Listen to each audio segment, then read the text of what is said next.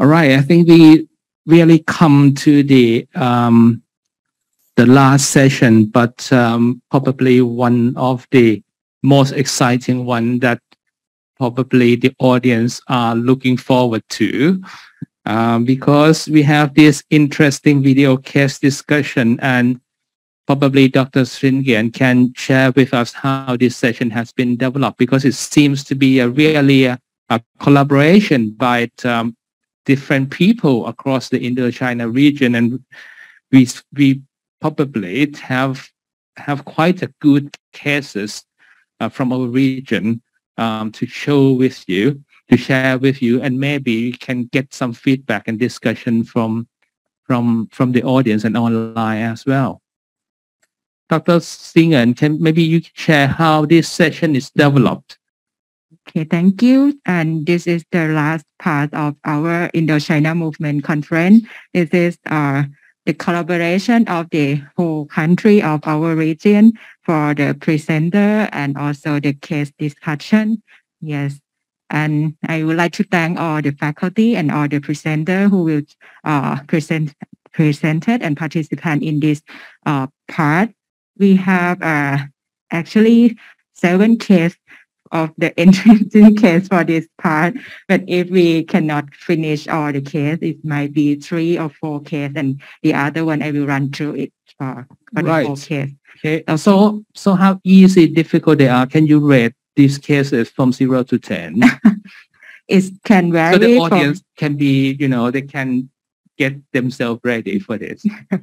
Some cases you have learned in 1.5 days already, but some case is quite interesting and very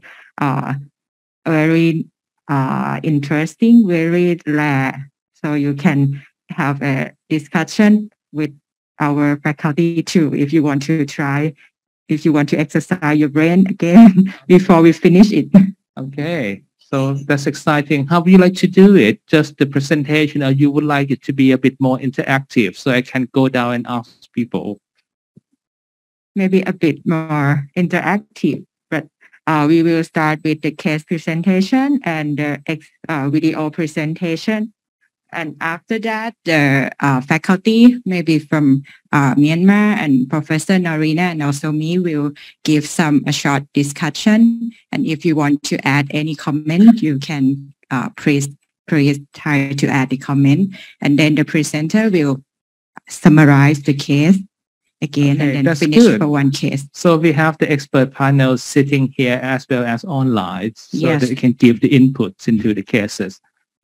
Okay, I'm going to stretch myself walking around too. Let's start with the first case from Vietnam. Yeah, good morning, everyone. I'm going to present the first case. This patient is a 17-year-old female patient who come to our clinic because of the abnormal involuntary movement of the body. Regarding her history, 3 weeks prior to the admission, she had a sudden onset of restless abnormal movements of the body. Those involuntary movements initially involved the left side, then spread to the other side in few days, and the severity of them gradually progressed and disturbed daily activities. Though movement disappeared during sleep, and throughout the course of the disease, she has been alert, denying any fever or headache. She has complaints of pain in toes for recent 3 days before admission. Regarding the medical history, there's she has a normal perinatal period and a healthy development. 1 month prior to the disease onset, the patient got vaccinated with human papilloma virus and Japanese type B encephalitis vaccine. And 1 week later, she had a fever and mild sore throat resolved spontaneously. The neurological examination revealed normal consciousness and no focal neurological deficits, except for abnormal movements, which is going to be shown in the video. She did have a mild inflammation in the metatarsal and phalangeal joints in the toe. And this is the video of the patient.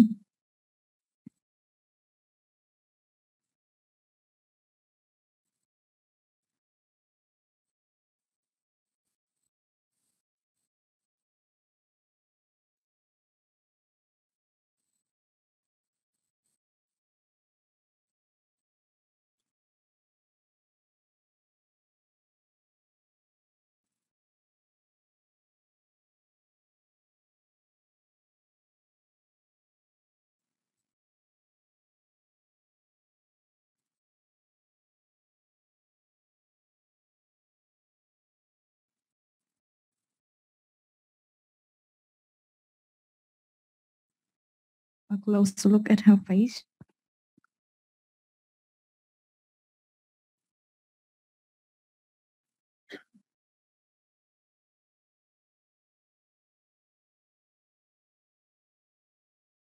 Another video when she walk.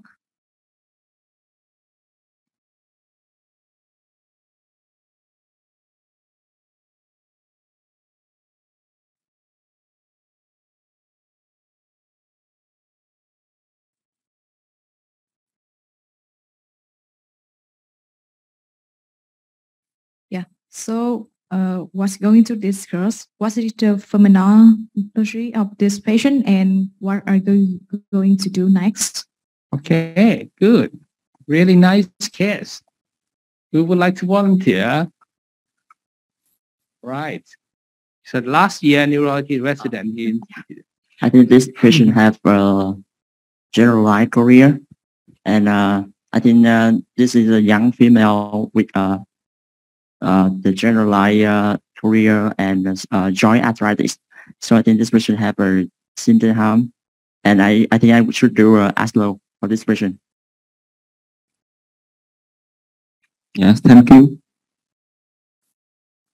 Here, maybe I would like to introduce Associate Professor Win Min Aye from Myanmar.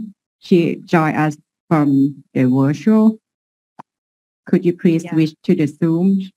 She will one of the faculty who will discuss this case too. Right. So maybe we can ask Dr. Ye to comment on the the answer from the audience here.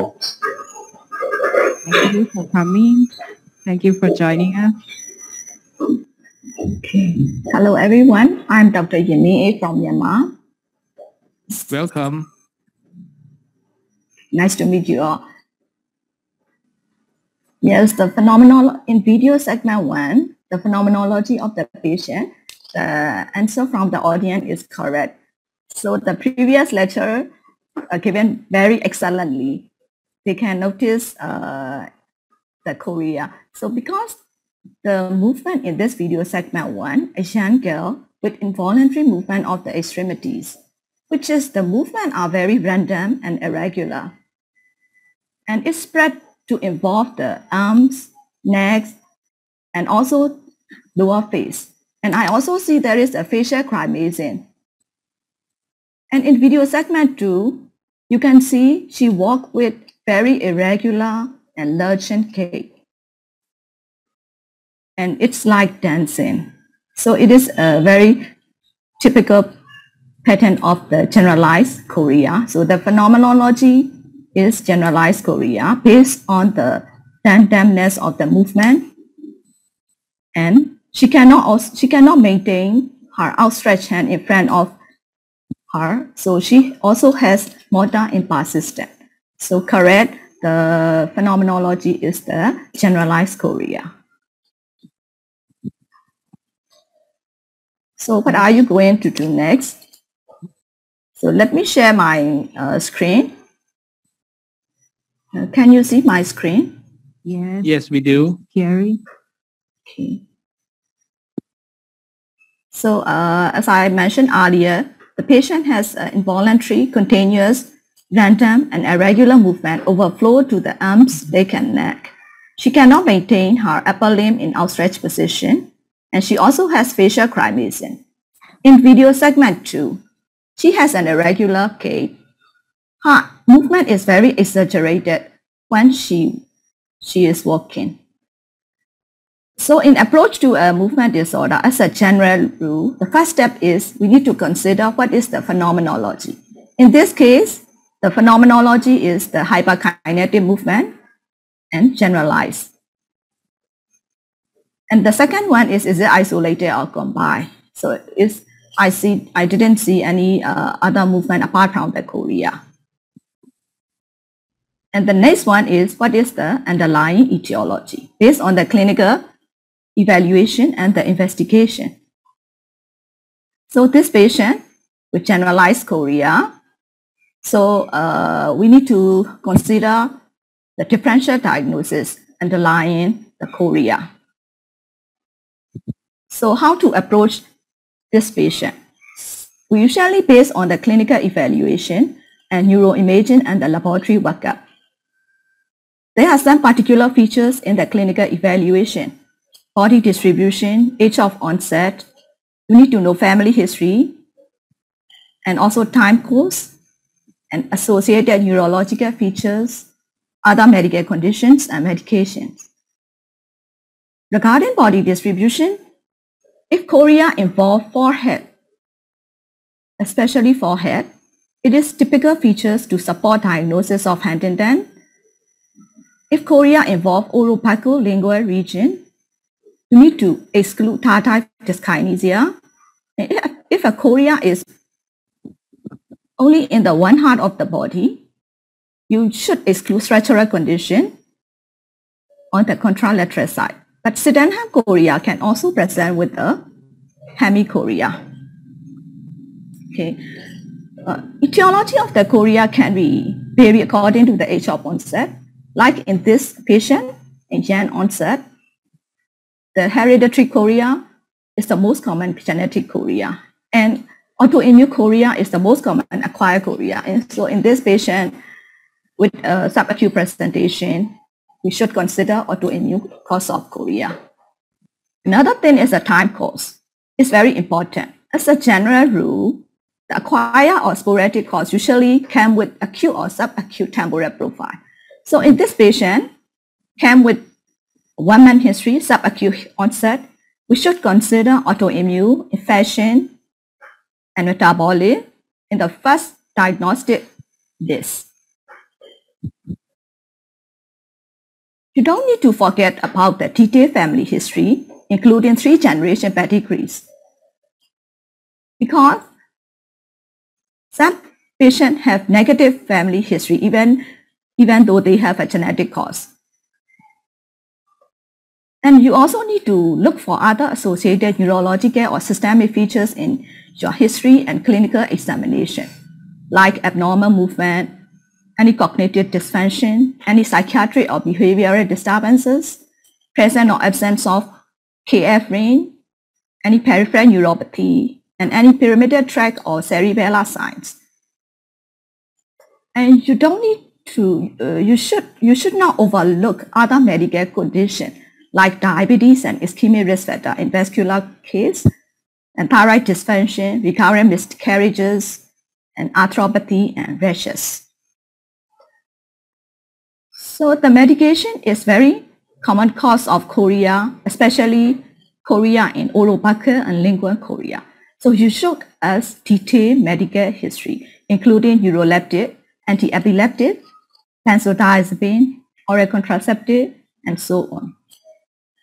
So I have discussed about the clinical evaluation, and there are some clinical characteristics. When you know about all these things, the next step you need to go is neuroimaging and the laboratory workup.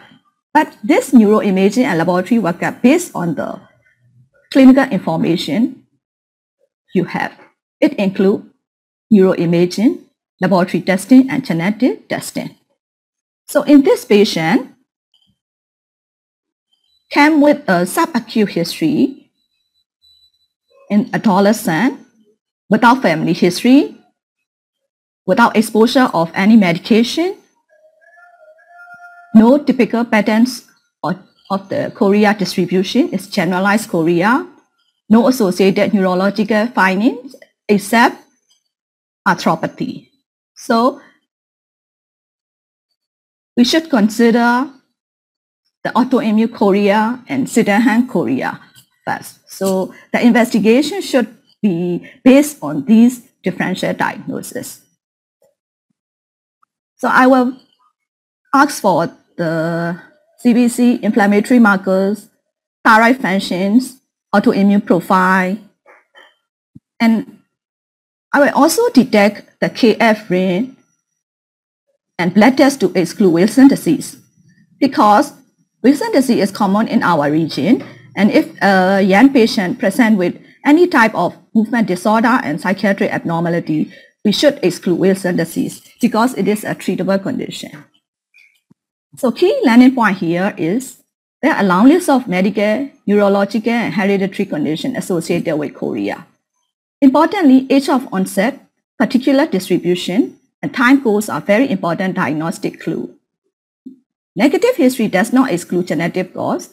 Autoimmune etiology should always be included in the differential diagnosis, especially in subacute presentation. Lastly, but not the least, it's crucial to identify acquired cause because many of them are treatable. So in this case, that we should exclude autoimmune etiology first. So thank you for the question. All right, very comprehensive. You have any some of those results available? Proceed. Yeah. So we have done several investigations, mostly cover on that holistic investigation recommended by Professor. So this is the MRI of the patient, reveal no lesion. The laboratory tests, including cell blood count, electrolyte, glucose, hepatic or renal function, thyroid hormones also, vitamin B12 are all within normal range. ANA screening in lupus anticoagulant screen negative, no RF ceruloplasmin, normal range. And we have done the CSF analysis, it's normal. We have done several tests, including anti-streptolizin. We have done it 2 times, and both there's no increase in anti-streptolizin. Anti-DNase B antibody, no normal, and NMDA receptor antibody and dopamine 2 receptor antibody also normal. Negative result. So to summarize, this is 17 years old female, has 3-week onset of generalized chorea, prominent at extremity. She had a past history of HPV and Japanese type B encephalitis vaccination. She did have a fever and mild sore throat 3 weeks before, and on the workup resulted negative. So what is the diagnosis and what is therapeutic therapy for this patient would you recommend? Anyone want to try? Will you still confirm the diagnosis? This is synonyms. I think we might need to speed the discussion a bit. We can still have a few questions available. Maybe if I could ask the same doctor who answered, you still think that this is still synonyms? Are you happy with your initial thought? Yeah, I think also the SLO is negative, but this patient have the history and symptom like the syndrome chorea, and then I think that the test have the sensitive and specificity is not the 100%. Okay. So I think that. So you insist this is synonyms, no other differential. Number 1 synonym, number 2 synonym, 3 synonym. My first thinking is still syndrome chorea. All right. Okay. What about the history? Your first. And now, how about your answer for the cause of general chorea? He still thought that that's the Sydenham chorea. Yeah. Okay. Okay. She has another interesting history, like she has a post-vaccination. Could you a little bit comment? Anyone want to try? Yeah. Do you want to, especially during this COVID pandemic here, many people get vaccines. Could this be possible, the post-vaccination movement disorder? This patient came to us before the pandemic outburst. But she had the 2 vaccines before. She has the HPV and the other one is, what other vaccine? The other is the other one that she had. Could this be the post-vaccination movement disorder?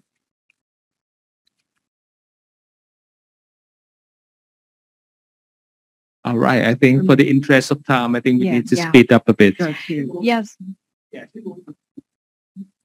Yeah. With the subacute disease course, and with reasonably rule out on the infection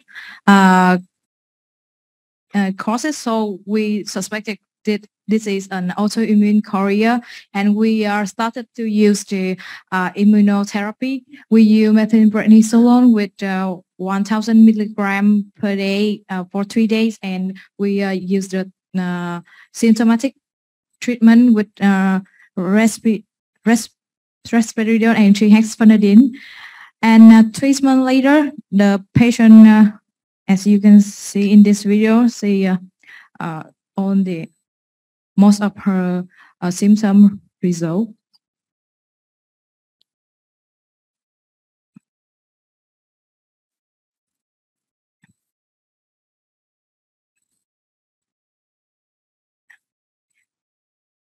And we stop using the symptomatic treatment.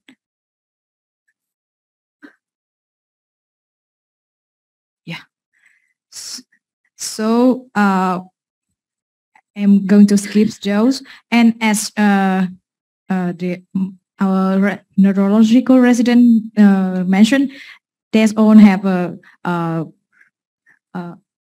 positive the sensitivity of test, but IS anti-streptomycin is positive in approximately 80% of cases, and 90% of them will exhibit positive tests to antigen. And in this patient, we have done 2 antigen, and they are all resulted negative. So, what do you think that the final diagnosis of this patient, Sydenham chorea or post-vaccination chorea, or you suggest another autoimmune chorea, and any other antibody that you recommend that we should do? I think to speed this up, I think we should go back to the expert. We have the expert who just commented the case earlier. Yeah. Dr. Ye, what do you think the most likely are based on all these results? Yes, according to the history, with close relationship to the vaccination, and also in the literature, there is one case report of the movement disorder after HPV vaccination. So my first thinking is it's likely to be post-vaccination chorea, although the antibody tests are all negative. Okay. Anybody else? Any other comments? And the other point that we might want to mention briefly, whether the treatments alter any natural history of this patient at all, or is it really are we dealing with a self-limiting disorder in which the treatment might not, change anything that much apart from improve her career with risperidone? I have some comment for this case. This patient, after 6 months, when I stopped risperidone and trihex, the patient still stable without symptom. And so in this case, this patient has three vaccination for HPV. Human papilloma virus vaccination, and the first time after 1 month she have the symptom, and in Vietnam we just do some antibody such as NMDAs and D2R receptor antibody. So in Vietnam, I think in this case I most likely to think about post-vaccination chorea. Right. Okay. I think the other point that instead of we go through all these fancy antibody panels, so I just wonder if we want to look for do the examination of the heart, for instance, cardiac examination. If there is any murmur or anything that would be suggestive of one way or the other. Yeah, on the cardiac assessment is normal. Yeah, she have a ultrasound. Yeah, cardiac ultrasound normal and normal ECG. Yeah, at the on the question we on septic of Sydenham, Korea, so we do a thorough assessment of the cardiac function. Okay, what about this polyarthritis? I can't remember all these criteria now, but are they migratory polyarthritis? What this patient has that arthritis, right? Has it been examined? What did you find? Is that metatarsophalangeal joint? Sorry, I can't say. Arthritis. For the rheumatic fever, like arthritis in the rheumatic fever. Joint examination.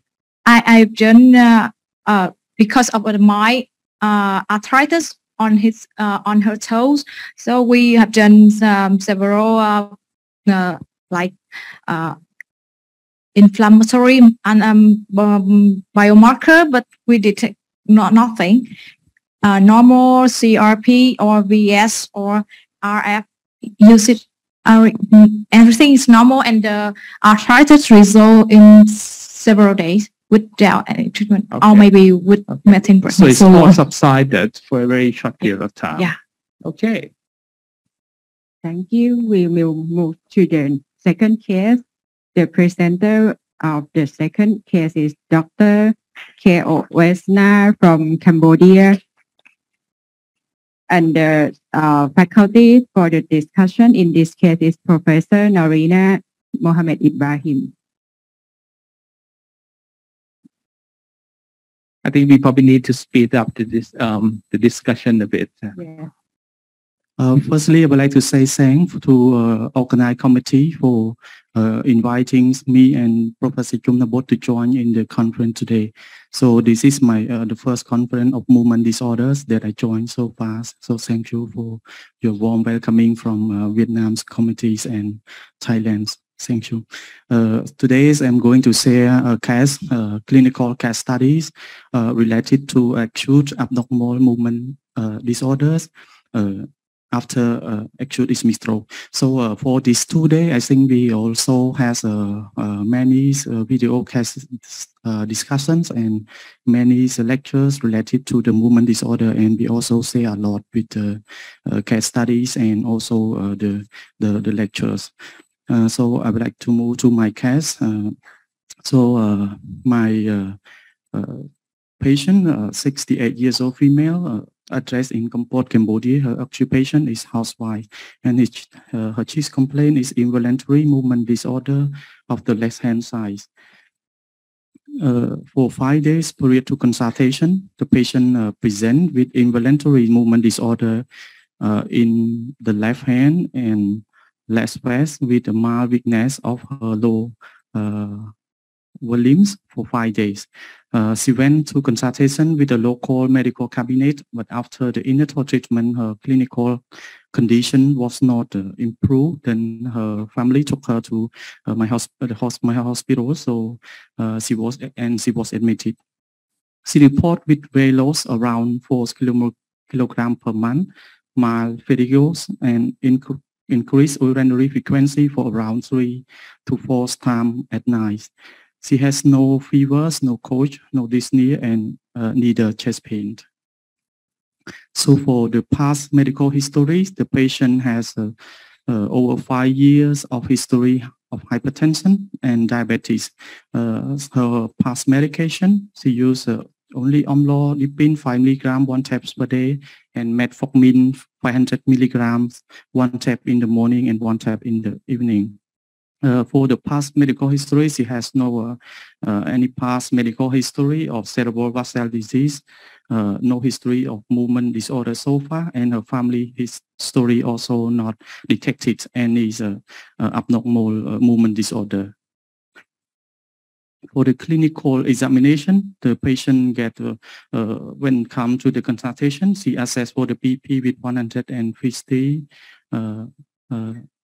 And for general examination is generally normal. The hand normal, heart has no murmurs, the lung is clear and abdomen source.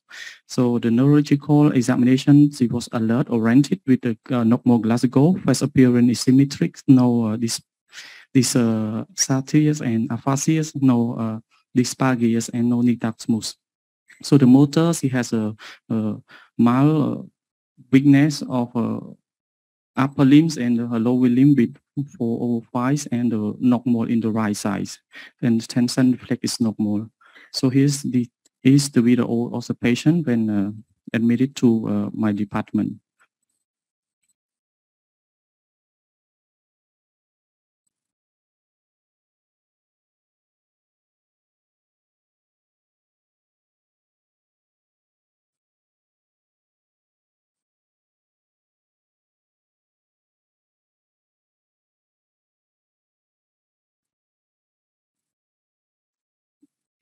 With these videos and history and past medical history of the patient, so what is the phenomenology that you think, and what kind of movement disorders that we can discuss together? A short discussion from the audience, and then we move to the faculty. Would you like to try, Dr. Apasan? First of all, I see the hyperkinetic movement on her left upper limb, and the phenology is flow light movement. So I think it's anybody in Korea. It's only the left upper limb.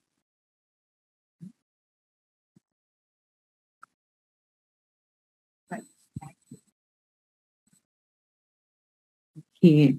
Would you like to try for the etiology or not? Let's please, Professor Ibrahim, could you please discuss in this case?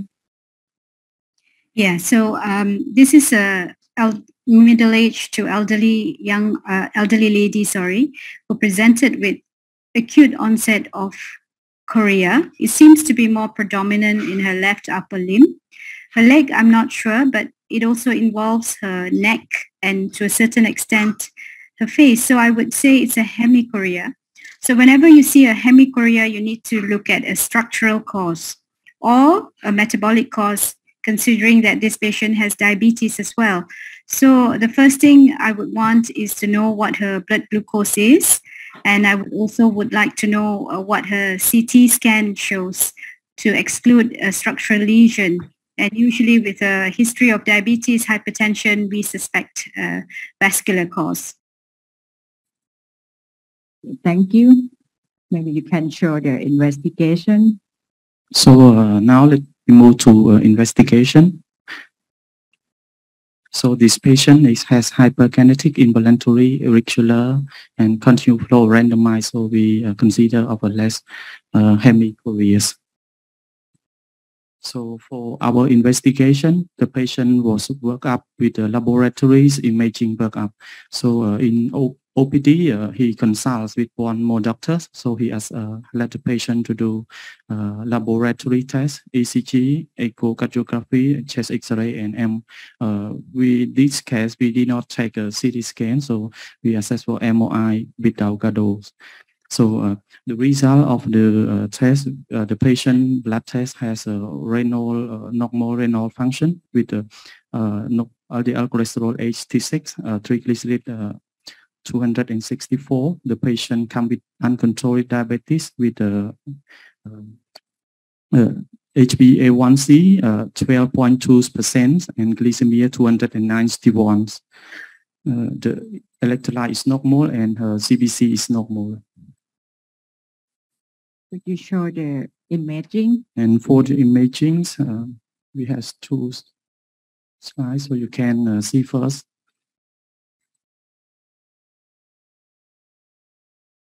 We can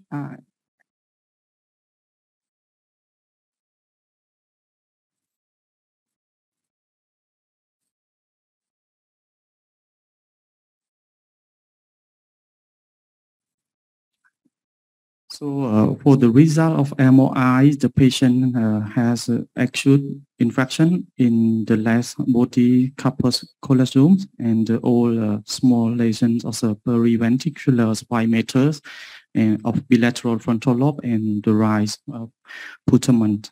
This patient suspect was a small cerebral cell disease. So he has Just to add, does she have any acute lesion in the right basal ganglia region? I wasn't sure. Was it showed in the diffusion weighted imaging? Could you please go back to the two previous slides? I think there are no new acute lesion in the right basal ganglion, but only the old lesion for the right side. For the DWI region, for the acute is only on the left side. Exactly. So it's opposite of the hemicoria. But this patient, he has a minor small infection in the right putamen. So in the patient of diabetes, and so in this case, sometimes it is a little bit difficult for us to differentiate if the patient has only chorea due to the ischemic stroke, or it can be the combination of hyperglycemia. So sometimes it can be combined of the both causes. I agree. I think it's a combination because the patient already has a disease of the basal ganglia and perhaps the fluctuation in a sugar control, which may have happened 5 days. Because by the time she presented to your hospital, probably the sugar has already come down. I'm not sure what that translates to because we use millimoles per deciliter, but that's still high because we have seen cases of transient fluctuation in sugar causing hemichorea. And then even when the sugar normalizes, they still have persistent hemichorea.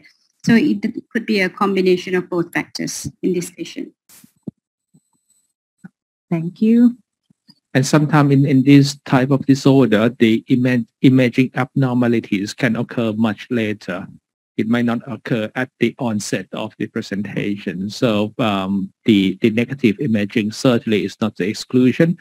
The other thing is that sometimes this strategic vascular lesion can be very small and it might not be detected by the regular MRI sequences because you can, certain slices might, the lesion might be in between slices, for example. So for the diagnosis of the patient has a hemichorea with acute ischemic stroke of the left body, corpus callosum, and cerebral small vessel disease, hypertension, and diabetes type 2 with uncontrolled glycemia. So in this go to management. In this case, we manage with the haloperidol 2 milligrams. 1 tab every 12 hours. We control the hypertension with temizepam 40 milligrams 1 tab per day. The patient was given aspirin 81 and milligram 1 tab per day and atorvastatin 20 milligram 1 tab per day.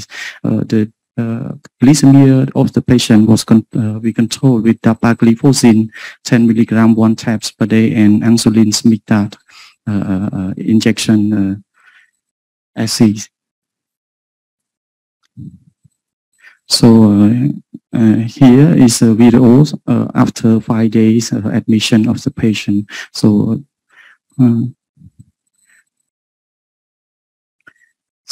she partly reduced. She still has some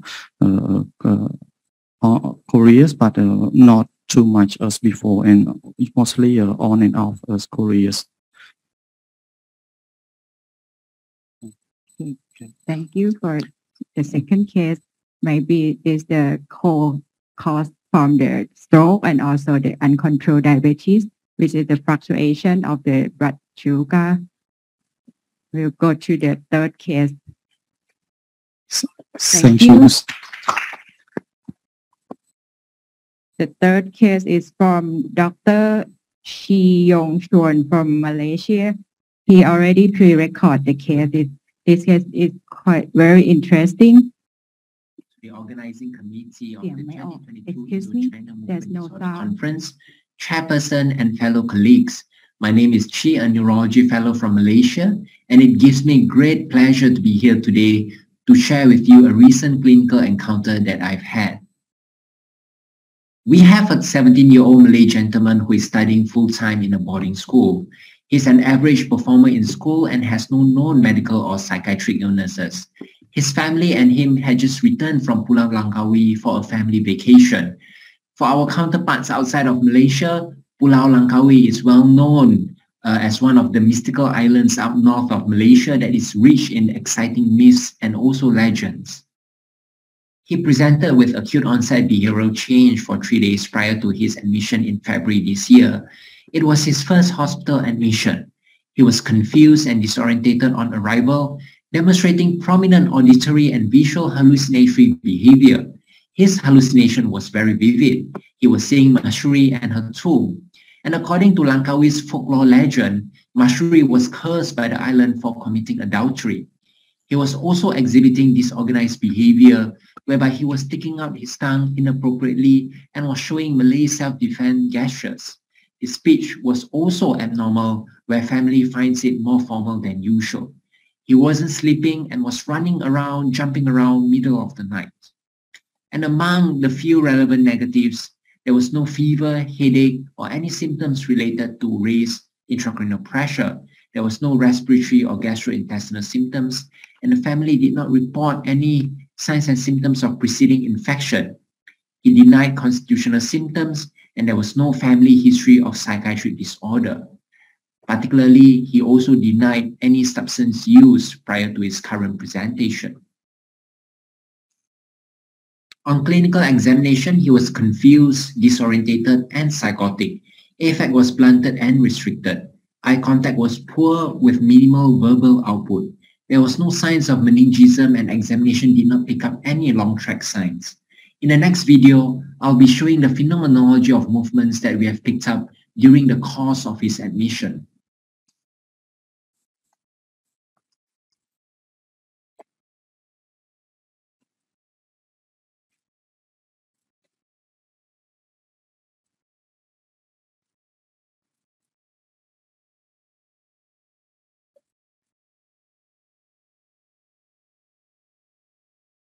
Hello? Dia rasa apa nak sembelih? Adik nak sembelih siapa? In this segment, the mother asked, "Who are you trying to slaughter?" He answered, "I'm trying to slaughter the rats." Adik. Buang kat tangan kiri. Genggam tangan. Genggam. In this segment, we have asked him to raise up his hands and try to make a fist. Angkat kaki kiri. Kaki kiri. Okay, letak. We next asked him to lift up both his legs. Letak tangan. Adik letak tangan. Okay, kita angkat kaki. Azik! Azik! Azik! Azik! Azik! Azik! Azik! Azik! Azik! Azik!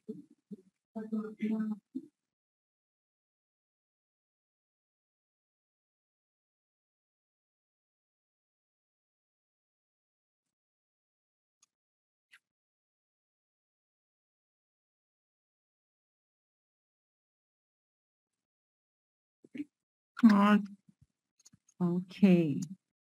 That's all about the video. Next, I'll leave some time for our panelists to discuss on the phenomenon.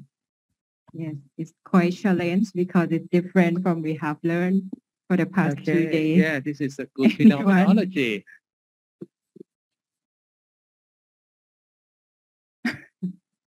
Pick the right person, right? So in this video, I'm suspect this patient has a stereotype movement disorder,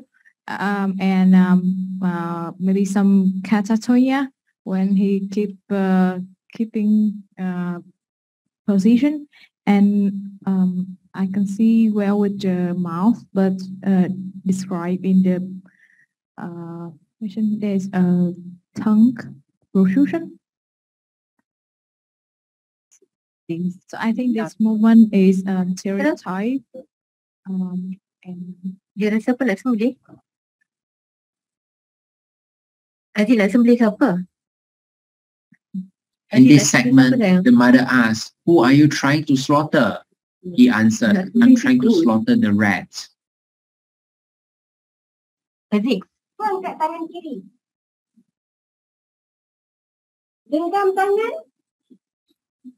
Genggam. In this segment, we have asked him to raise up his hands and try to make a fist. Dr. Yuan, do you think that he has a stereotypy? And how about We next asked him to lift up both his he legs. wants to grab something. Look.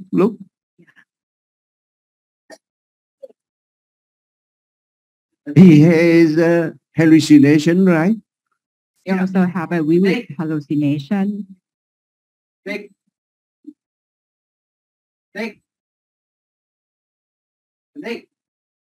This is the interesting phenomenon. It has a specific name. Any apraxia,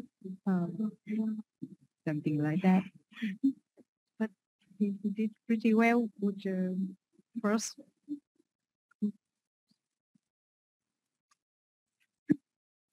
Okay, anyone want to add any comment?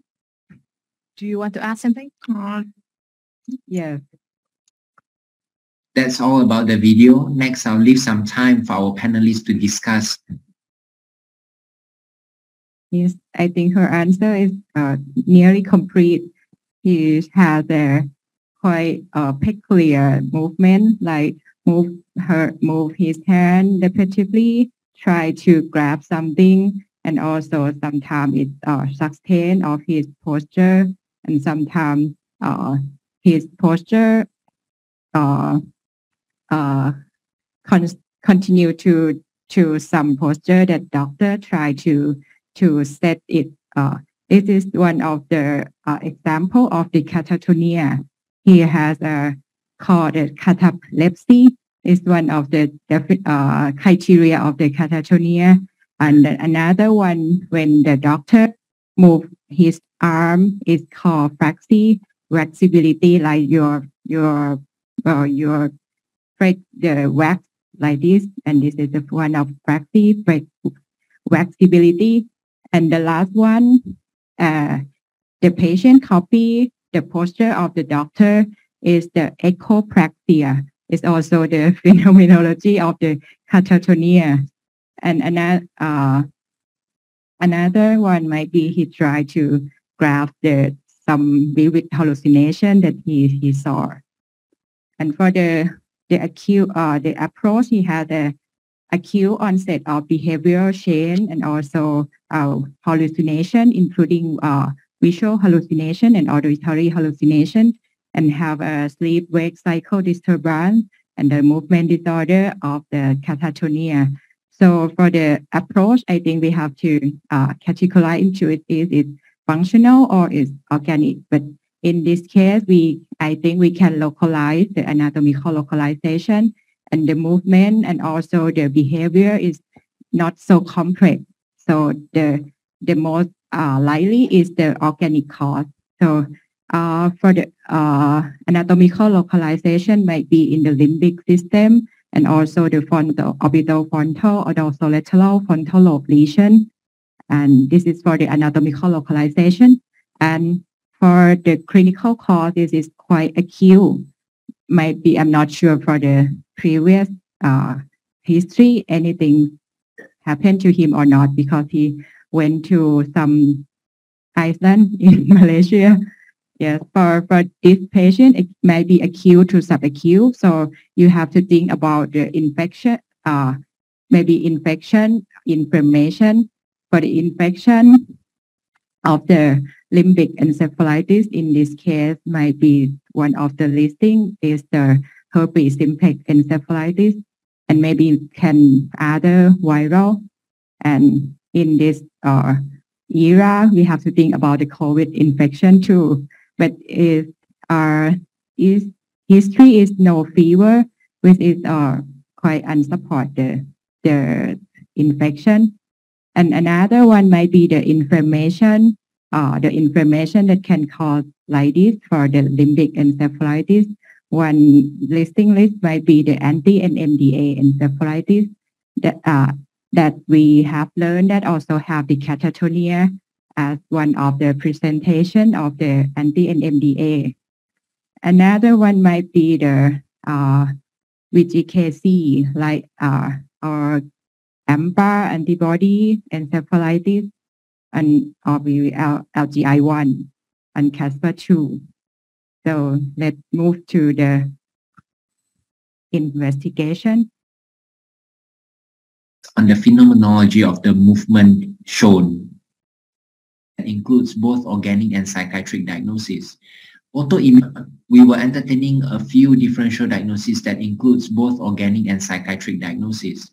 Autoimmune encephalitis is top on the list. With new onset psychosis in a young adult, could it be NMDA encephalitis? The prototypical autoimmune disorder that causes psychosis, confusion, memory loss, and seizure. Infective causes like HSV encephalitis is also known to cause acute behavioral change and psychosis. In a young man who had just returned from vacation, we wonder whether he could have taken any hallucinogens while on the island. Once organic causes have been adequately ruled out, primary psychiatric conditions like early onset schizophrenia and brief psychotic episodes should also be considered. A battery of blood investigations were taken and he was subjected to a lumbar puncture. He was treated as per infective or autoimmune encephalitis with IV acyclovir, methylprednisolone followed by IVIG. However, he remained psychotic after the first line of treatment. He was still having vivid hallucinations. He was restless and had to be put on restraints. He appeared to be in his own world, constantly scanning around. At times, he would be shouting, laughing, and talking loudly. Occasionally, we noticed gesturing of the right hand that resembled Silat, a Malay indigenous martial arts, that we initially thought it was as a response to all the frightening hallucinations that he was experiencing.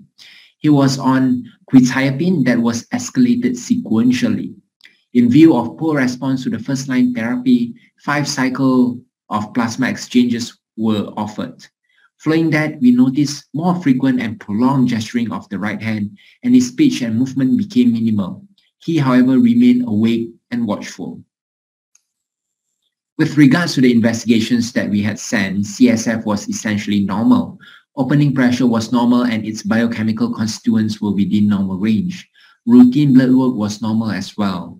CSF analyses for 11 different viruses, including HSV1 and 2, were both negative.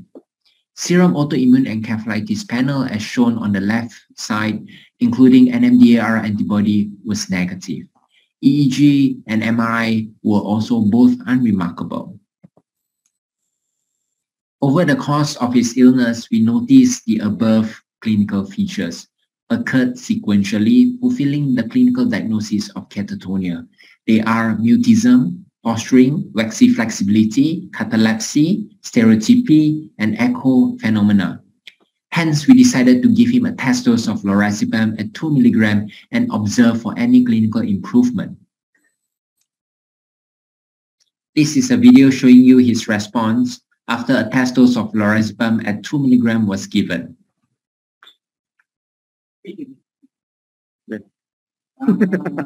So with some assistance, he could ambulate and his mentation was back to normal. He was alert, conscious, and was able to converse more coherently. And soon after that, he was back on his feet, able to play badminton with his siblings. The CSF COVID-19 PCR eventually turned out positive. All his family members were later diagnosed to have mild COVID-19 infections. Symptoms surfaced later and all of them were home quarantined.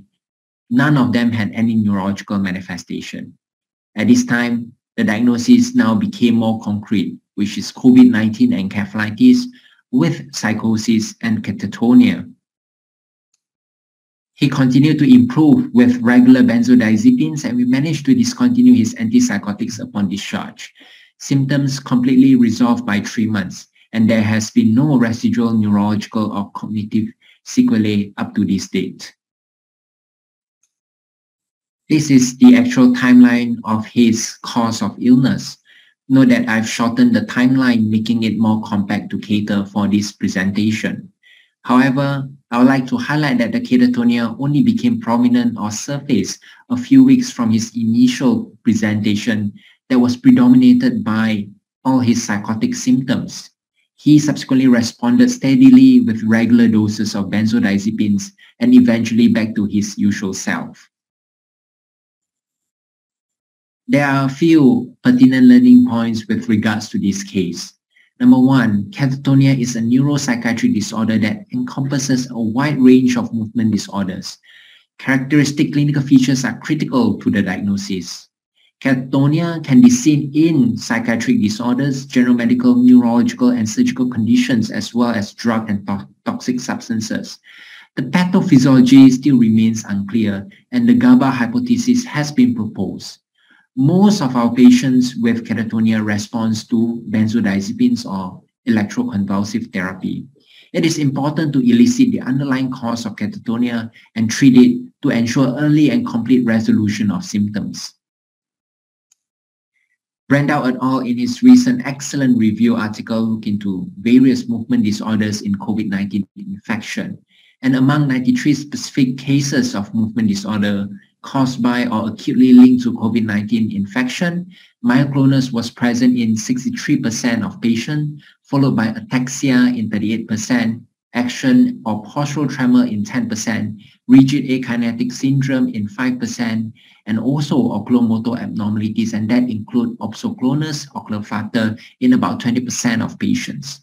I'd like to bring your attention to catatonia, which is a rather uncommon feature in COVID-19 infection, and that constitutes only 2.1%. Hence, it is important to recognize and diagnose catatonia early to allow effective and early provision of treatment to our patients. Thank you all for your kind attention, and now I open the floor to comments and also discussions. Thank you, Dr. Shi. A very good morning to the organizing committee of the Sure. This is quite very interesting, rare in the common situation, and we have to try to think about that catatonia is not only come from the functional or psychosis, because if you didn't detect and didn't treat it, would turn to be the malignant catatonia that can be very high morbidity, mortality. Thank you.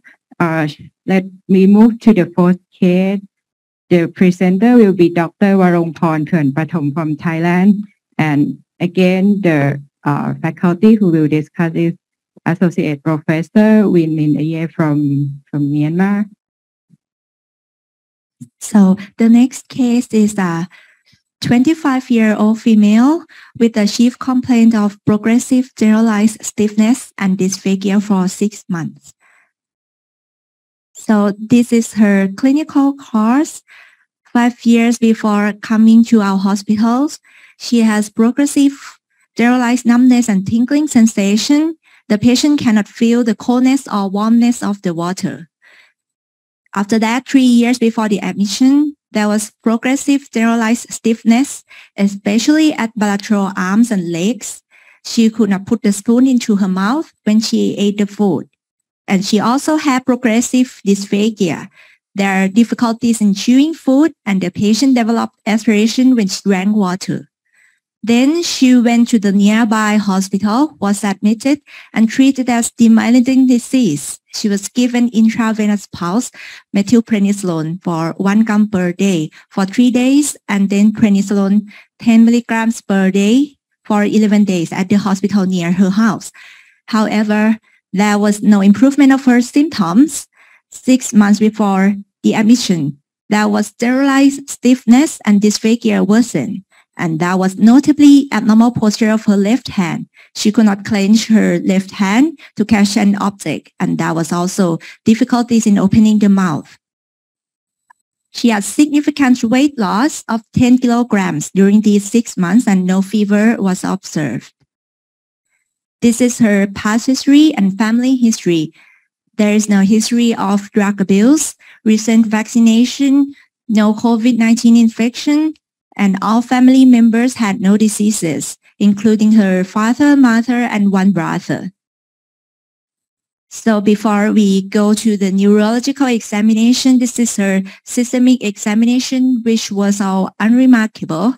The general appearance showed a thin young Thai female, fully alert, and the heart, lung, abdomen, extremity, lymph nodes, and the skin were all normal. มีฟันโอเคลิ้มเต็มที่โอเคอ้าปากกว้างๆนะครับอ้าปากกว้างๆแลบลิ้นออกมายาวๆเลย These videos showed her neurological examination. At the first video, we try to tell the patient to smile and also repeat after the examiner.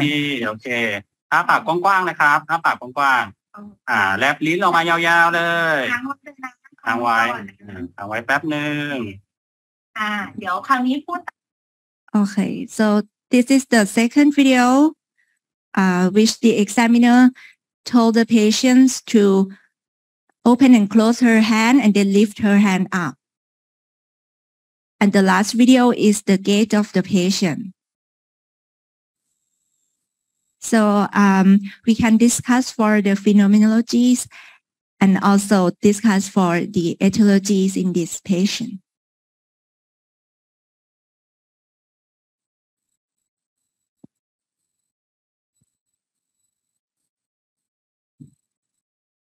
ตามหมอนะเอาลิ้นเข้าได้ Good answer.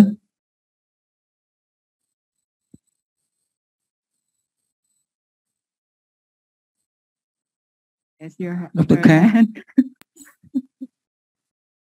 Okay, in this video, we can see the patient which have the difficulty in opening the mouth, have some dysarthria, but I think not only dysarthria, but difficulty like when speaking, and when the when the posture of the hands are the dystonic hand might be bradykinesia, but I think it's her bradykinesia due to her abnormal posture. And at the last video, the patient walks more slowly with the abnormal posture on pose of their hands and their foot. And I think in this video examination, the phenomenology is generalized dystonia. Okay. Okay, all right. Can you describe the her face appearance? Her face. Yes, her face. Her face is due to the dystonia, the low face, and maybe the generalized dystonia. I remember that. Maybe the faces of the rhesus sardonicus. Rhesus sardonicus might be one of the signs of in Wilson disease. Okay. I'm not sure what, but we're checking another examination and laboratory test. Thank you. What about the eyes? Could you comment? I'm not sure that's her examination on eye looking around or some ocular crisis. I'm not sure about that. มีฟันโอเคลิ้นเต็มที่โอเคอ้าปากกว้างๆนะครับอ้าปากกว้างๆแลบลิ้นออกมายาวๆเลยค้างไว้แป๊บนึงเดี๋ยวคราวนี้พูดตามหมอนะเอาลิ้นเข้าได้พูดตามหมอนะโรงพยาบาลจุฬาลงกรณ์ Okay, I'm not sure about it. When examination, you told the patient to look at that side. I'm not sure, but it appears spontaneously. Maybe it is the ocular gyrus crisis. I'm not sure about that. Maybe it might be. Yeah. About the limbus. Okay, the eye examination show the case of pressure, case of pressuring. Okay. Thank you. We move to Associate Professor in Min Aye for the discussion part. Please, Professor Ye. Thank you. Please let me share my screen first. Okay, here again, we present the phenomenology by the audience. Yes, she has some dystonia posturing of the lower face, difficult opening of the mouth. And she also has some torticollis, I think, because her head is turned to the right side in some occasion. I also think the upward movement of the eyeball, is it voluntary or involuntary? At first, I think it is oculogyrate crisis. And her speech is very dysarthric. And in second video, there is dystonia posturing of the upper limb, more in the extremity, which is worsened by the action. She also has some bradykinetic movement of the hand, but no rest tremor, posterior tremor, nor wind beating tremor. In the third video, she walked with dystonic gait. So you can see in the video, there is extension of the left big toe and hyperextension of the wrist and the fingers on the left side when you look closely. And she also has slightly reduced arm swing. And she has poor balance, especially when she turns around. So the phenomenology of this patient is oromandibular dystonia, jaw, especially jaw closing, mild torticollis, and generalized dystonia, which is asymmetry and predominantly on the left side. So she also has a peculiar facial expression with a raised eyebrow and sustained lower facial spasm. And it looked like a grinding of the teeth, which is a rhizus sartoricus. And we usually see it in the case of tetanus and in some cases of the Wilson disease. And so how do you approach with this patient? In this patient, we have to consider is the dystonia or other abnormal posture that can mimic dystonia. But I can say that this is true dystonia because in other musculoskeletal or orthopedic problem, dystonia is fixed. And if you define is the dystonia, the second thing is you need to assess for the is it isolated or combined with other movement like Parkinsonism, ataxia, or myoclonus. Another thing is you need to look for the other neurological features like cognitive dysfunction or neuropathy. And the other thing you have to look for is there any organomegaly or the KF ring? And together, you have to ask detailed history about the temporal pattern of the disease, whether it's came in acute onset or the progressive onset. If it came with the progressive onset, you should think of the neurodegenerative or hereditary condition first. So in this patient, it came with progressive onset, about 5 years. So we should think of the same hereditary or neurodegenerative condition. And again, the distribution of the chorea, dystonia, is very important in the etiological clue. And you should also ask for the detailed family history and the medication history. So after all these clinical evaluation, then you proceed to the syndrome-specific structure investigation, which include imaging, laboratory workup, and the genetic testing to get the final etiological diagnosis. So this patient with prominent oromandibular involvement. So we should exclude drug-induced. So we should have a detailed drug history. And we should exclude neuroacanthocytosis, which is typical feeding dystonia, but we don't, in this patient, don't have a feeding dystonia. And neuroacanthocytosis usually present within old age. And we should exclude Wilson disease and other MPIA disorder. So distribution of the dystonia is very important, especially oromandibular dystonia. In second and third video, there is jaw opening oromandibular dystonia in the young patient. So we always think of the Wilson disease in this age population.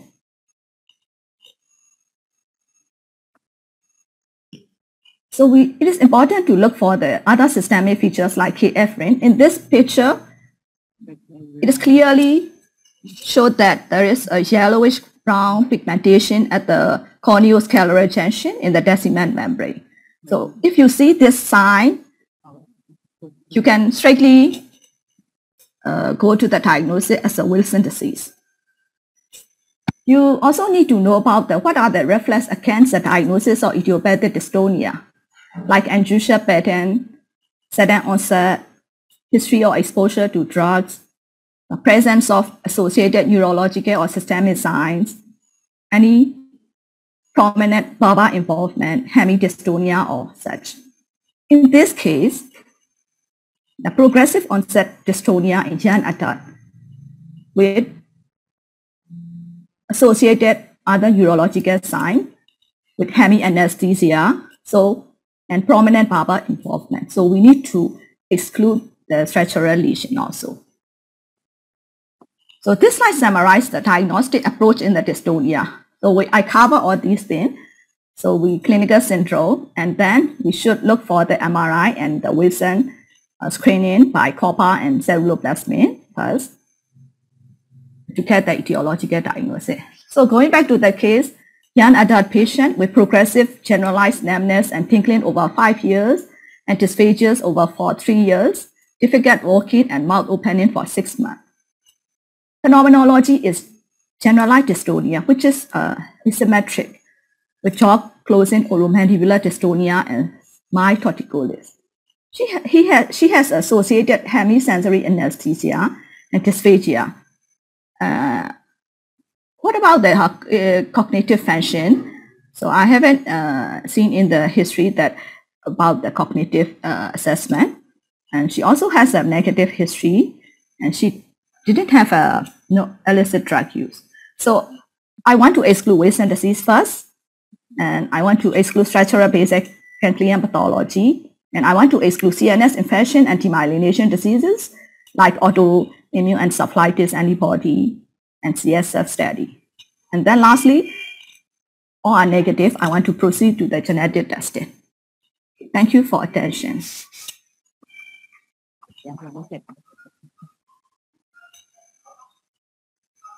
Okay, please move to the answer of the case. Thank you, Dr. Ye. Okay, so we perform the basic blood tests, including the CBC, renal, liver, and thyroid function, which were all normal. And you see here that the serum ceruloplasmin was low at the level of 9.6, and the urine copper level is high at 148.25, about 2 times upper the normal limit. And the other basic profiles of the autoimmune and demyelinating panels were all negative. We also performed the ultrasound, whole abdomen, and fibroscan, which were not found the cirrhosis. For the imaging, the left one is the T1 weighted imaging, the middle one is T2, and the right one is the T2 flare. You see that there is asymmetrical hypersignal intensity lesion at bilateral putamen and thalamus in T2 weighted imaging and T2 flare. Also, at the central pons, there is also hypersignal intensity lesion, resemble to like what we call the dense sign in the ODS, but it can be also found in patients with Wilson's disease. So with the laboratory results and also the imaging, this patient has Wilson's disease presenting with generalized dystonia, dysphagia, and also the abnormal sensation. So I'll only emphasize on the rare clinical presentation of this case because mostly patients will present with like dystonia, but patients presenting with sensory loss is very rare, and only 2 case reports with a polyneuropathy, not the thalamic-like presentation in this case. So the investigation in these patients confirmed the Wilson's disease, and you all can review the investigation of the patients with Wilson's disease. So these patients was treated with D-penicillamine slowly titrate to 750 milligrams per day because in Thailand we don't have trend. So we have to slowly titrate the D-penicillamine. And then we also add the vitamin B6 and screen for asymptomatic Wilson's disease. The patients has improved dystonia, dysphagia, and also gait abnormalities following up at the 4 months. Still good cognitive function. She can talk fluently, understand me. The cognitive is very good. And after her motor improved, now she can go back to work as previously. Thank you, Dr. Warongporn and Dr. Aye. This case is quite interesting because before she present with the abnormal movement, she present with the abnormal sensation and make her misdiagnosis of Wilson disease to be the multiple sclerosis. So you have to maybe clearly examination and carefully examination in this patient. The fifth case is presented by Dr. Supata Metharakshi from Thailand, and also the faculty is Professor Norina Ibrahim. Okay, please start. Okay, so moving to the next case, it will be short. A Thai woman with transient jerky movement. This is a 68-year-old Thai woman presented with subacute cognitive decline and abnormal movement during sleep. From the history, 2 months before the patient was present at the hospital, she had many episodes of the left arm stiffness and jerky movements. Then a month later, she began to have a recent memory loss, and 2 weeks later, she developed the problem when he sleep. And during the admission, there were a transient jerky movement on the left arm. She had a history of breast cancer and fatty liver. General examination were unremarkable. Also, the neurological examination. The cognitive test demonstrate cognitive decline, especially in the attention and recall memory. This is the video during the sleep.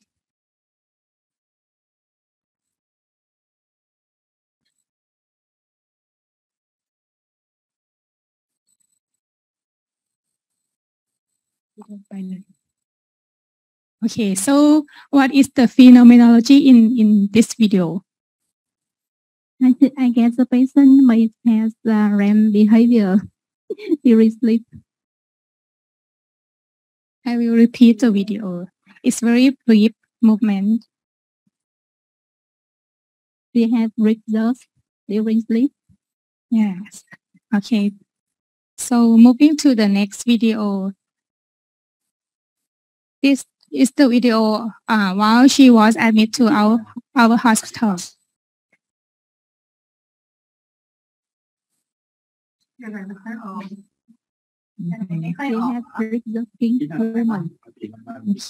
Are there any specific terms or signs of this movement? ไปเที่ยวไหนมานะคะก่อนหน้านี้จำได้ไหมคะไปที่ไหนมาเล่าให้หมอฟัง Okay, so it's a brief jerk-like movement. Okay. So discussion about the phenomenology. The first case.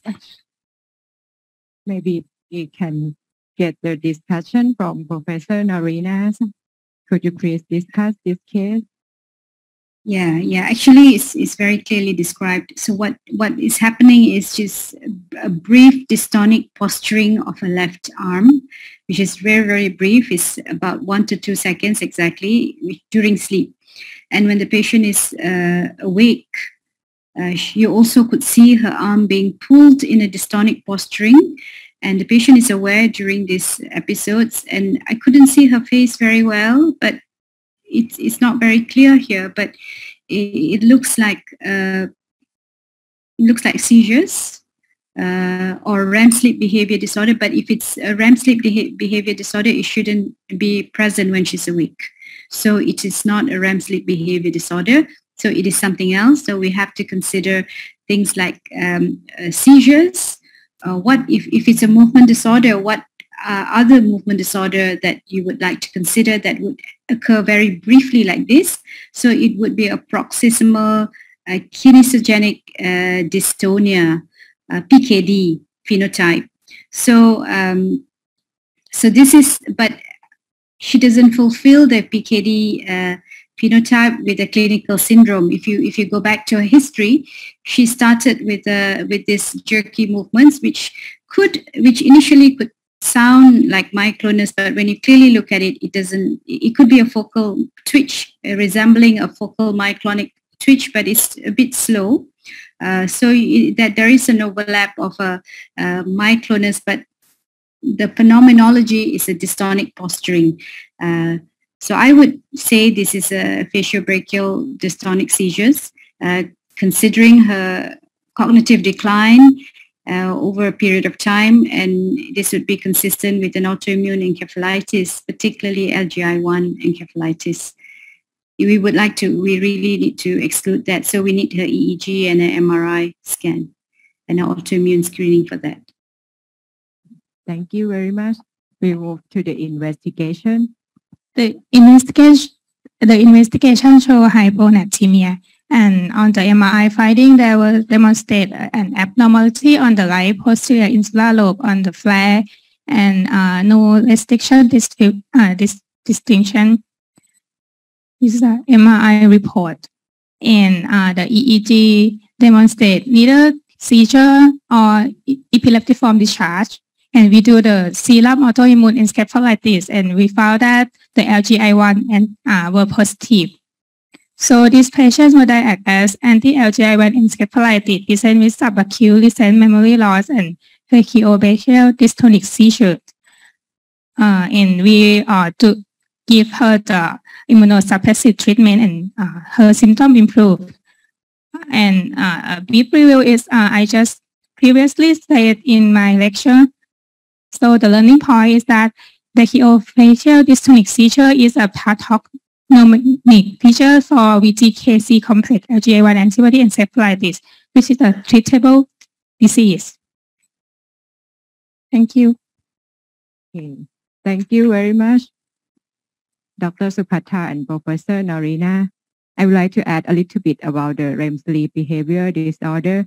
For the movement during sleep, it's quite the common is the jerky movement, especially in the distal limb of the upper arm, but sometimes it's quite like the movement during the daytime, like kicking, running, or jumping out of the bed.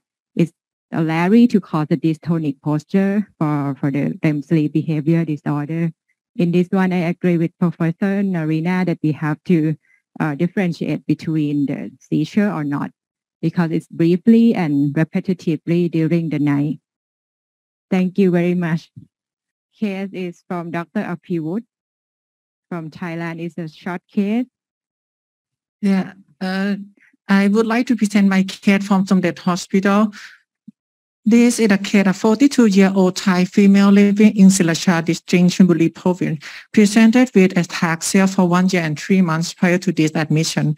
Previous stated that she had been able to do normal daily activity. Patient unit, 1 year and 3 months prior to this admission, the patient had begun to have difficulty with walking, and she also claimed to have experienced instability when standing for a long time period. But she was still able to stand and maintain her balance in normal daily activities. She claimed no symptoms of dizziness or fatigue, nausea or vomiting or limb weakness. 4 months prior to this admission, she claimed to have worsening of symptoms. She couldn't walk normally. She had to use the gather for standing and walking. So she decided to go to hospital to work up about her symptoms. Partially, no past medical history and no current medication or no toxin exposures. And then the family history that I show in this slide, in this predicate show that there are two people that have the same symptom like her. Her mother and her cousin, and the age of onset of her mother and her cousin is greater than her own case. In physical examination, after physical examination were normal. In neuro examination, good consciousness, follow two-step command, cranial nerve all intact, motor file, no spastic tone, no muscle atrophy. No sensory loss, deep tendon leaflet 2 plus or Babinski Panta response board. And cerebellar side you can see in this video.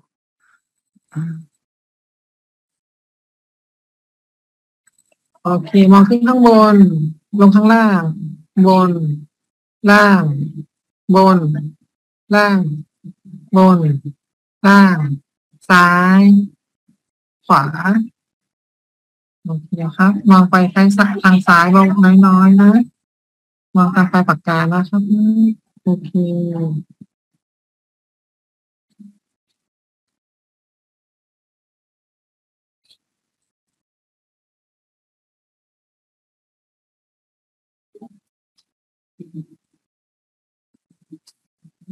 คือเขาจะมีเป็นแบบมีเป็นแบบตาขยับอยู่ปุ๊บมองไปนี้นะครับมีเด็กแตกมัดเลยมองขึ้นข้างบนนะครับมองข้างล่างครับมองนี้นะมองเข้าไปครับมองขึ้นมองลงโรงพยาบาลสมเด็จครับโรงพยาบาลสมเด็จโรงพยาบาลสมเด็จโรงพยาบาลสมเด็จยายพาหลานไปซื้อขนมที่ตลาดยายพาหลานไปซื้อขนมที่ตลาด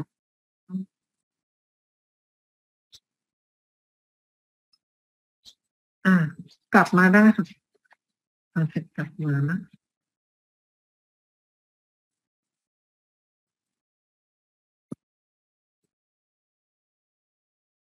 คราวนี้เดินกลับไปอีกทีหนึ่งไหวไหมครับตั้งค่อยๆนะกลับมาครับ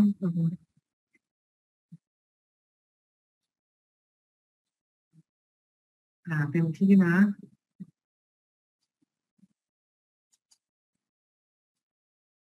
ไหวไหมไม่นิ่งจะไม่นิ่งนะโอเคครับหมูครับแต่นิ้วผมนะแต่จมูก As you can see in this video, this patient shows cerebellar side positive in slow saccade, normal pursuit, but positive in truncal ataxia, wide base gait, and impact finger to node both sides, and no Parkinsonism. เร็วๆสองข้างเร็วๆเลยนะ So discussion and in this patient, the patient presented with chronic progressive ataxia, and she had a family history that consistent with autosomal dominant pattern because of sign and symptom is in all generation, all genders, and anticipation. Anticipation refers to the phenomenon in which sign and symptom is earlier in the next generation and maybe become to more severity. And so when you discuss about genetic cause of that mode of inheritance is autosomal dominant, you have to think about spinocerebellar ataxia. And this patient had additional size slow saccade. You have to think about spinocerebellar ataxia type 1, 2, or 3, and especially type 2. In this patient, this is this phenomenology in this patient.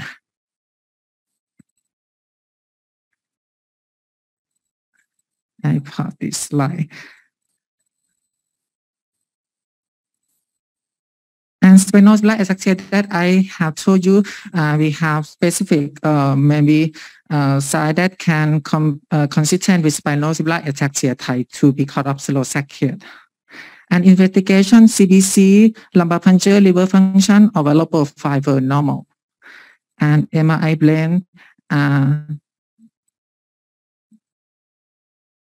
MRI brain didn't show any abnormality, only of maybe a myotrophy of cerebellum. electrodiagnosis in this patient, no evidence of demyelinating or axonal polyneuropathy except bilateral median neuropathy at least level. And serum protein electrophoresis show no paraprotein detect. Vitamin B12 level was normal. And other unclassified antibody and anti-glycoside antibody were negative too. And this patient, we send the genetic test to confirm diagnosis. And genetic test is spinocerebellar ataxia type 3. And we can find celosaccharide in spinocerebellar ataxia type 3. Definitive diagnostic spinocerebellar ataxia type 3. And this is Macarow-Joseph disease. And I only, this is the most common subtype around the world and in Thailand. And additional signs that you have to be awareness of this SCA3 is pyramidal and spiral sign, the retraction, nystagmus, and decreased saccade velocity, and the myotrophy, vasculation, and sensory loss. Thank you for your attention. Thank you very much for your presentation. And this is the last one for the short case from Laos. So please welcome Dr. Apathon again. And after this will be the closing remark. We will invite Dr. Thai and Professor Pitayasiri to give a short speech for us before we close our conference. Okay. Hello again. I'd like to share you some interesting video that I found when I was a resident. This is a 69-year-old wife. She came to our clinic because she has involuntary abnormal movement. She started to have a visual and auditory hallucinations since 2015 with the tremor at right upper limb. At that time, she feels her family told us that she had some kind of feeling slowing down in daily activity. So in 2016, she went to see internal medicine physicians, and she was given some treatment for her hallucinations, and she started to have the involuntary abnormal movement that is affected upper and lower limb bilateral, and it's also developed to her mouth. Her past medical history, she's been having a chronic disease such as type 2DM on medications, and her current medication was artane, haloperidone, mardopa, and risperidone. She started to have it in 2015 because of her hallucinations. Let's have a look at her video.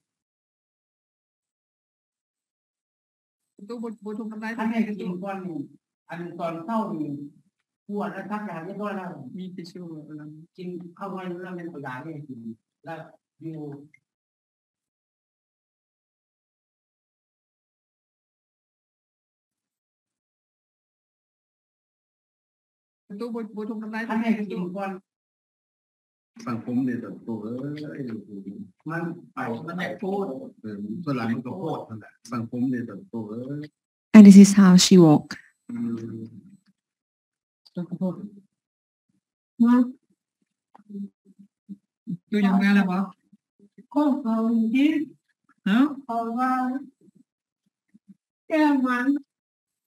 Since there are limited of time, I'm going to discuss with her phenomenology quickly. From the first video, we have seen that she has an inferiorly hyperkinetic movement and unpredictable fall-like, and also the resting tremor on her right upper limb. And on the second video, she has the repetitive shivering motion and orobuccal dyskinesia.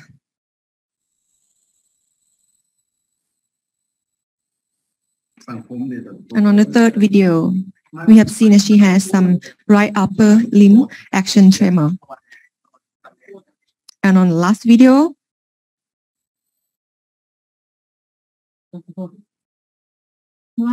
she has some cautious gait, class D.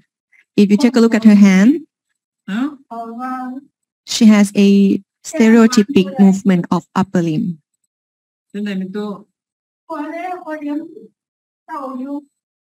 What will you next? This is always happen when we practice as our country that oops. Okay. Because of the financial problem, there is no further investigation performed. So in this case, can you make a possible diagnostic from her history and phenomenology? If yes, what do you think she had and what is your management plan? According to her clinical symptoms and her history, we thought that she has the generalized chorea with oral buccal dyskinesia. And she also had tremor of right hand and history of antipsychotic drug use. So her diagnosis is likely to be tardive dyskinesia because of drug-induced and on top of the Parkinson's disease. Our treatment plan is to reduce antipsychotic drug and give her clonazepam. So thank you very much for this interesting case. If you can do the maybe functional imaging, maybe it can confirm in this case whether it's only the drug-induced movement disorder or the drug-induced movement disorder and underlying of neurodegenerative disease. So thank you very much for our presenter and thank you very much, Professor Nolina.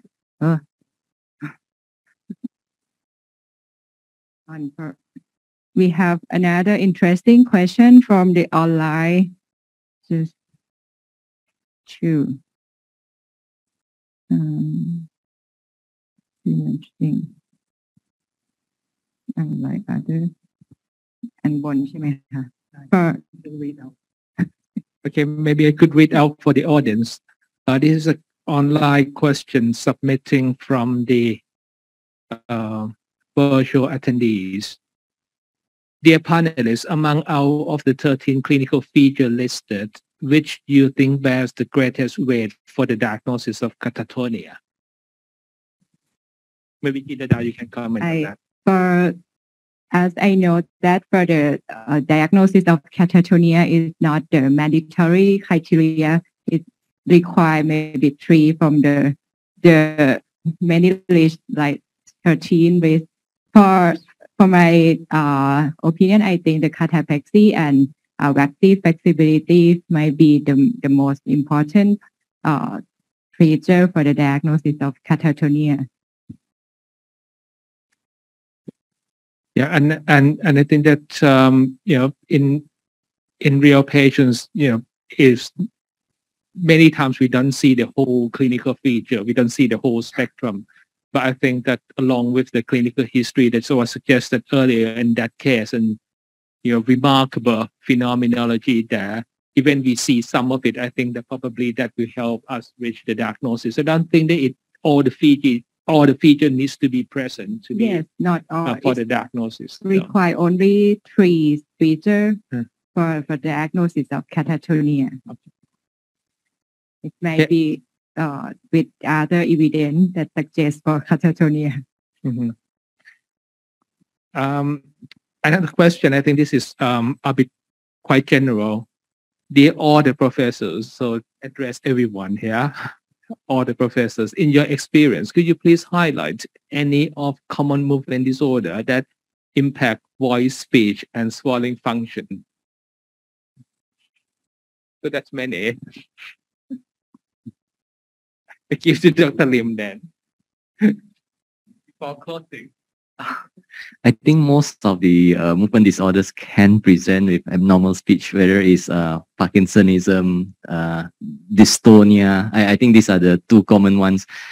I think a few years back in the PRD, they had sort of an atlas of the abnormal speech that you can actually view over there. Yeah. I think what we see the examples today that many of the disorder they can impact the axial function, and that you know, and patients can have this speech balance and coordination and so on. All right, I think that that's the end of the video session. Let's thank our expert panel particularly the one from the virtually. Professor Ibrahim, thanks very much. Dr. Ye, thanks very much. Thanks for your contribution. Thank you very much, Professor Ibrahim. Thank you. You're welcome. Thanks, Dr. Ye, too. Yeah, thank you very much. Thank you, Professor. Thank you. Yes. You can join the closing. You are welcome to join the closing virtually. So before we Yes. Yes. Okay. We have 1.5 days for many interesting presentation. Do you think so? Yeah. And Vietnamese neurologist, Vietnamese doctor, do you like to have another meeting like this in the future? Yeah. Yes. I think we have 1.5 days for many interesting presentation, many interesting cases discussion. So I hope all of you and very happy to join this conference. For a short time, I would like to thank everyone, speaker, faculty, and especially all participants to come here for the conference. And I just say to thank so much for all. And I also hope to have the new the conference in near future for us. Thank you very much.